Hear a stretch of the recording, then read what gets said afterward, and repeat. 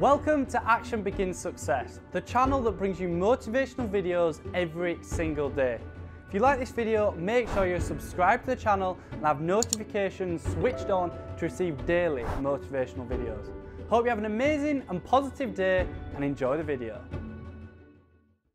I notice that when people solve their so-called physical problems, when, for example, you didn't have enough money, and then you get enough money, then you start worrying about your health.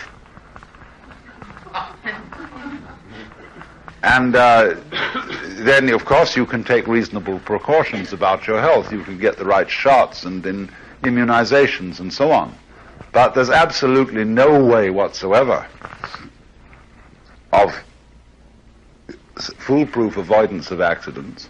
Despite the best predictions of physicians, you can always get heart trouble suddenly, or kidney trouble or something. And there is no safety. And therefore, going along with realizing that you quite ordinarily do transact the affairs of life in this through your unconscious intelligence, you also realize there is really no way of protecting yourself. And an enormous amount of energy you use to protect yourself is completely wasted. In other words, you may discover through becoming aware of your own body that you're in a constant state of tension, as if ready to jump, ready to defend yourself, or even you're trying to hold your body together. Charlotte Selver finds that when she gets people to lie on the floor and relax, they can't do it because they are in fact trying to hold their bodies together in the fear that if they didn't, they would disappear into a kind of jello and slop all over the floor. And all that, you see, all that constant sense of I should control what's going on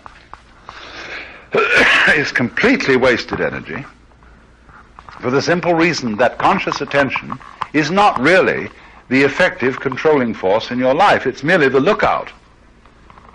It's merely an information source which warns the organism as a whole of unusual features of the environment, unusual changes. That's why conscious attention tends to notice things that move rather than things that are relatively still. Why it tends to notice figures rather than backgrounds. Because it is the radar of the organism, it is the troubleshooter. And if you identify yourself with your troubleshooter, well then you become one-sided and you become a perpetually anxious person. Whereas on the other hand, if you see that you are identified principally not with that troubleshooter, but with the whole organism, then you become identified rather with that aspect of your being which is in a constantly harmonious relationship to its environment.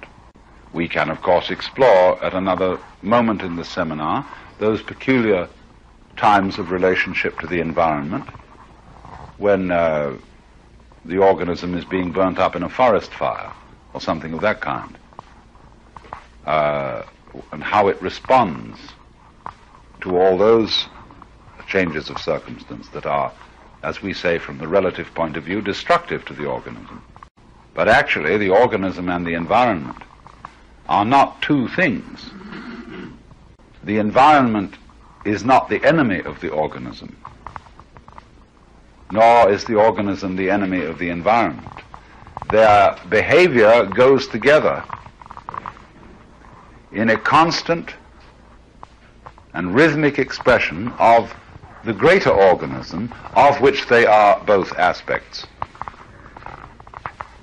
And the more your vision is widened and the more you live from that point of view, the more you see the total lack of necessity of being on the defensive all the time.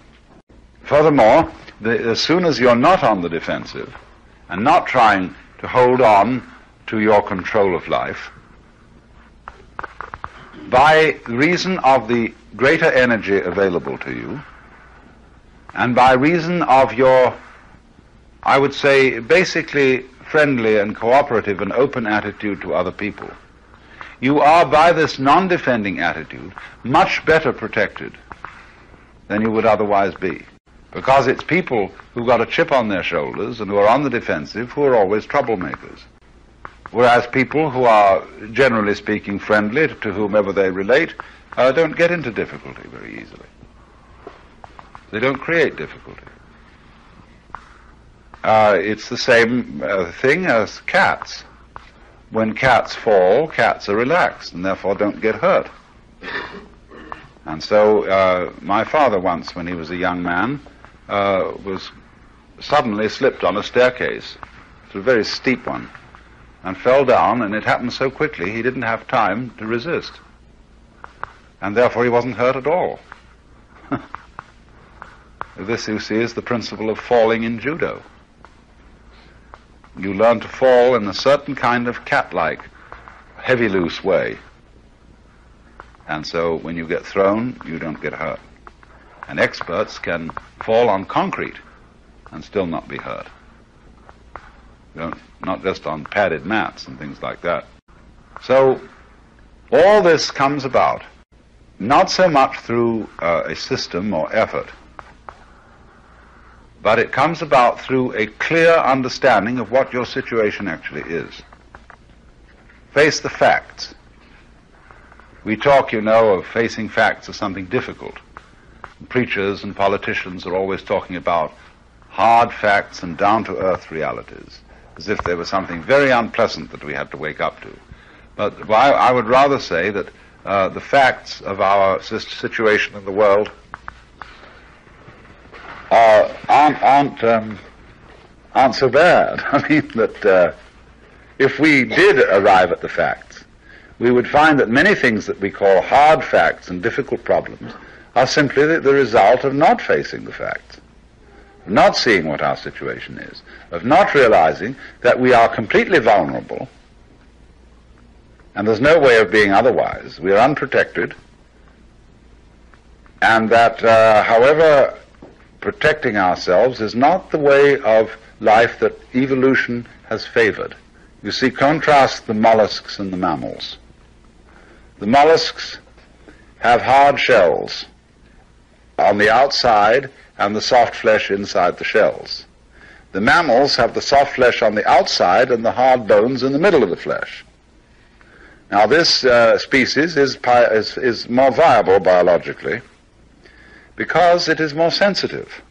And so it's found that this is why we abandoned armor in warfare, because it so constricted motion and so reduced vision and sensibility and speed of movement that it really didn't work out. And so in the same way, you can think of the disastrous French experiment of trusting in the Maginot Line. What a flop that was. And all elaborate defense systems are illusions. They don't work. Because life is basically lived as an act of faith. It is an adventure into the unknown. So to the degree you see that you come to your senses and see that's the way things are, whether you like it or not. This realization alone is the greatest help in actually attaining the attitude of let-go-ness and the understanding of let-go-ness and all the new energy that comes with it. Thanks for watching this Alan Watts motivational video. Down in the description I have listed my top 5 self-improvement books, so make sure to check them out. If you've liked this video, hit like on the like button and comment if you have any comments or questions. If you want to see our most recent video, click here, or for a totally random video, click here. Once again, thanks for watching, have an amazing and positive day, and I will see you in the next one.